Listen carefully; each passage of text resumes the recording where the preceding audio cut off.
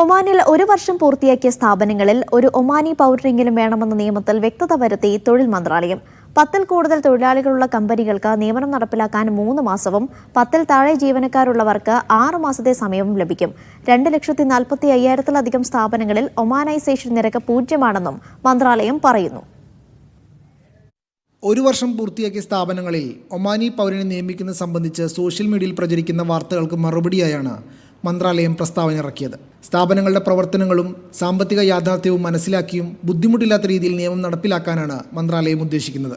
ഒരു ഒമാനി പൗരനെ നിയമിക്കാതെ ഒരു വർഷം പൂർത്തിയാക്കിയ സ്ഥാപനങ്ങൾ വിജ്ഞാപനം പുറപ്പെടുവിച്ച തീയതി മുതൽ 1 മാസത്തിനുള്ളിൽ ഒരു തൊഴിൽ പദ്ധതി സമർപ്പിക്കേണ്ടതുണ്ടെന്നും തൊഴിൽ മന്ത്രാലയം പ്രസ്താവനയിൽ പറയുന്നു. 10-ഓ അതിലധികമോ തൊഴിലാളികളുള്ള കമ്പനികൾക്ക് നിയമനം നടപ്പിലാക്കാൻ 3 മാസത്തെ സമയവും 10-ൽ താഴെ ജീവനക്കാരുള്ളവർക്ക് 6 മാസത്തെ സമയവും അനുവദിക്കും. പരാതികൾ അവലോകനം ചെയ്യാനും അസാധാരണമായ കേസുകൾ പഠിക്കാനുമായി മന്ത്രാലയം ഒരു കമ്മിറ്റിയും രൂപീകരിച്ചിട്ടുണ്ട്.